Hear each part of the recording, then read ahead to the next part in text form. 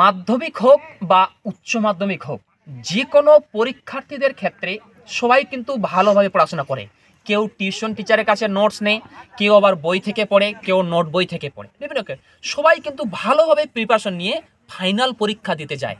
কিন্তু আফসোস, অনেক ছাত্রছাত্রী কনফিউজড এর মধ্যে পড়ে যায়, অনেক বিভ্রান্তির মধ্যে পড়ে যায়। তারা পরীক্ষা দিতে গিয়ে অ্যান্সারগুলো লিখতে হবে কি তারা কিন্তু ভুলে যায় অনেক ছাত্রছাত্রী। কারণ কেউ মনে করে যে আমরা পরীক্ষায় যে এমসিকিউ কোশ্চেনগুলো এসেছে আমরা উত্তরগুলি কোথায় লিখবো, যে এসএকিউগুলি এসেছে আমরা উত্তরগুলি কোথায় লিখবো।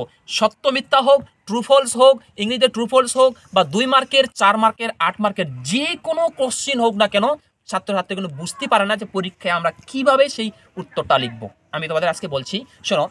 দেখো, পরীক্ষার হলে গিয়ে তোমরা যখন কোশ্চিনটা পাবে তো বেশিরভাগ ক্ষেত্রে প্রত্যেকটাতে থাকে কিন্তু এরকম যে প্রথমে এমসিকিউ থাকে, তারপর এসএকিউ থাকে, তারপর শূন্যস্থান পূরণ থাকে, তারপর তোমাদের মনে করো বট কোশ্চিন 4 মার্কের 2 মার্কের, তারপর সবার শেষে 8 মার্কের বা 5 মার্কের যেমন যেটা সাবজেক্ট এবং প্রশ্ন থাকে।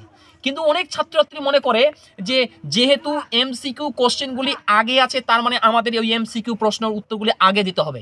তারপর এমসিকিউর পরে যেহেতু এসএকিউ আছে তার মানে এমসিকিউর পরে এসএকিউ অ্যান্সারগুলো দিতে হবে, কিন্তু এটা একেবারে ভুল। দেখো, তোমাদের পরীক্ষার যে খাতাটা আছে না, ওই খাতাটার যে কোনো জায়গায় তোমরা যদি এমসিকিউ অ্যান্সারগুলো লেখো তবু উত্তর হবে। যে কোনো জায়গায় ছক হোক, সত্যমিথ্যা হোক, ট্রু ফলস হোক আর এসএকিউ হোক, যে কোনো জায়গায় লেখো সেখানেই হবে। এবার অনেক ছাত্রছাত্রীকে কাজ করে পরীক্ষার কোশ্চিন পায়, কোশ্চিন পাওয়ার সঙ্গে সঙ্গে যেহেতু এমসিকিউ কোশ্চিনটা অ্যান্সার লিখে, আবার তারপর সমস্ত এমসিকিউ কোশ্চেন অ্যান্সার লিখে আসার পর তারপর এসএকিউ লেখে। আবার অনেক ছাত্রছাত্রী আমি খাতা দেখি তো আমি বুঝতে পারি অনেক ছাত্রছাত্রী কি কাজ করে এমসিকিউ কোশ্চেনগুলা লিখে আর অমুক প্রশ্ন অমুক নাম্বারটা দিল, উত্তরটা তার লিখবে না, আবার উত্তরটাতে ফাঁকা রাখবে। আবার যেগুলা আবার প্রশ্নটা লিখলো, এই উত্তরটা পারলো ওটা লিখে দিল, তারপর ফাঁকা রাখলো, উত্তরটা যেটা পারলো না ফাঁকা রাখলো, যেটা পারলো, এইভাবে দিতে দিতে তারপর এসএগুলো অ্যান্সার করে। এই ধারণাটা একেবারেই ভুল। এরকম কাজ কেউ করবে না। কারণ তোমরা যদি এখানে ফাঁকা রাখো, অনেক ছাত্রছাত্রী কি কাজ করে যে ওইটা কিন্তু শেষে যখন বড় কোশ্চেন অ্যান্সারগুলো লিখে খুব ব্যস্ততার কারণে প্রথমে শর্ট কোশ্চেনগুলো দিতে কিন্তু ভুলে যায়। বুঝতে পারো তো? আমি বললাম এটাই তোমাদের মূল রহস্য হচ্ছে। আমি তোমাদের এটাই বলতে চাচ্ছি যে তোমরা এমসিকিউ কোশ্চেনগুলো যে সামনেই প্রথমেই দিতে হবে এটা ভুল, এসইউ কোশ্চেনগুলো যে প্রথমেই দিতে হবে এটা ভুল। তোমরা যদি কেউ মনে করো যে বাংলার ক্ষেত্রে আমি বলছি তো তোমরা প্রথমেই আগে রচনাটা দিবে, অ্যান্সারটার প্রথমেই ফ্রন্ট পেজটাতেই তোমরা রচনাটা দিবে তবুও হবে। কিন্তু তোমরা এমসিকিউ কোশ্চেন, এসইউ কোশ্চেন, 5 মার্কের বড় কোশ্চেন, তোমার হচ্ছে 8 মার্কের কোশ্চেন, যে যেখানে অ্যান্সার করো উত্তরটা লেখার সময় প্রশ্নের নম্বরটা সঠিকভাবে দেবে। তাহলে আমি বুঝাতে পারলাম কি বললাম, যে এমসিকিউ কোশ্চেনগুলো প্রথমেই যদি দিতে হবে এমন কোনো বিষয় না, এসইউ কোশ্চেনগুলো প্রথমেই যদি দিতে হবে এমন কোনো বিষয় না। তোমরা যদি মনে করো যে আমি আগে প্রথমেই 2 মার্কের কোশ্চেনগুলো দিব, প্রথমেই 4 মার্কের কোশ্চেনগুলো দিব, প্রথমেই 8 মার্কের কোশ্চেনগুলো দিব, তবুও হবে। কিন্তু যেই কোশ্চেনের অ্যান্সারটা যেখানেই লিখো তোমরা কিন্তু অবশ্যই লক্ষ্য করবে যে যেন প্রশ্নের নম্বরটা সঠিক থাকে, ঠিক আছে? আর কেউ কি কাজ করে, এরকম কাজ কেউ কোনোদিন করবে না। এরকম কেউ কি কাজ করে এমসিকিউ কোশ্চেনগুলো লিখে আর উত্তরটা পারবে না, উত্তরটা ফাঁকা রাখবে, মানে পরে লিখবো। কিন্তু পরে লেখার কি ক্ষতি আছে জানো?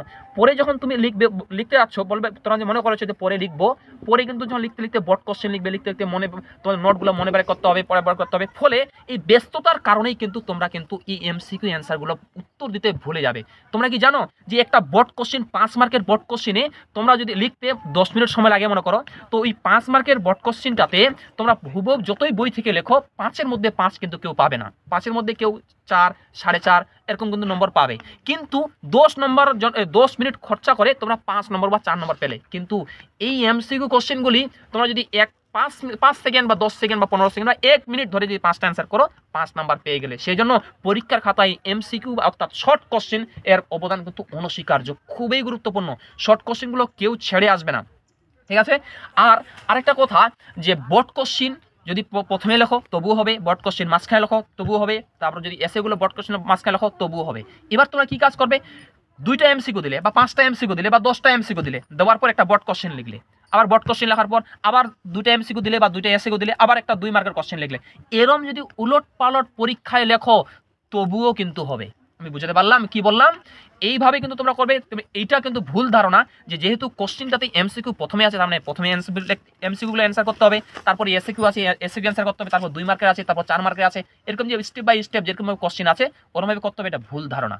আর অনেক ছাত্রছাত্রী, সেটা কোনো মাধ্যমিক হোক আর উচ্চ মাধ্যমিক হোক, অনেক ছাত্রছাত্রী কি কাজ করে কোশ্চেন পড়ে না, জানো কোশ্চিন, প্রত্যেকটা কোশ্চিনের পাশে লেখা থাকে নিম্নলিখিত একটি প্রশ্নের উত্তর দাও, নিম্নলিখিত 4টি প্রশ্নের উত্তর দাও, নিম্নলিখিত 3টি প্রশ্নের উত্তর দাও, এইগুলো লেখা থাকে এবং ওর পাশে দেওয়া থাকে 1 গুণন 3 এরকম দেওয়া থাকে। ওটা কেন দেওয়া থাকে?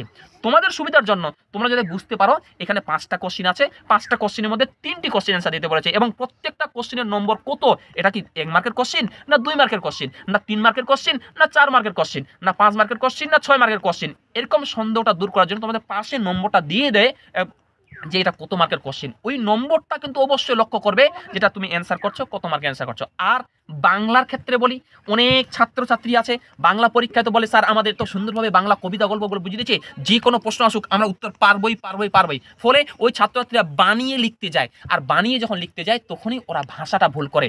অনেক ছাত্রছাত্রী লিখতে লিখতে আমি যখন বানাতে যায়, মনে করো কোনো একটা গল্প ও বললো, বলছে আমি বললাম, আমি তুমি আমরা তোমরা, বানাতে গিয়ে যদি এরকম ভাষা তোমরা কেউ ব্যবহার করো ওইখানে কিন্তু লাল কালির দাগ পড়বে। আর বোর্ডের নিয়ম যে পরীক্ষার খাতায় যদি 3টা লাল কালির দাগ পড়ে 1 নম্বর কিন্তু কাটা যাবে। 1 নম্বর কাটা, যেমন পরীক্ষায় হচ্ছে খারাপ হাতের লেখা, অপরিষ্কার পরিচ্ছন্নতা, বানান ভুলের জন্য নম্বর কাটা যাবে, ওরকম যদি পরীক্ষার খাতায় 3টা লাল কালির দাগ পড়ে তো 1 নম্বর কিন্তু কাটা যাবে। আর এরকম কাজ কখনো তোমরা কেউ করবে না, ওই জন্য সঠিকভাবে আমাদের কিন্তু লিখতে হবে। ঠিক আছে, তা আশা করি বুঝাতে পারলাম যে পরীক্ষা হলে গিয়ে তোমরা কিভাবে অ্যান্সারটা করবে। অনেক ছাত্রছাত্রীর উত্তর পারবে, তারপরে অ্যান্সার কিভাবে লিখতে হয় এটা কিন্তু জানে না, আমি তোমাদের বলে দিলাম।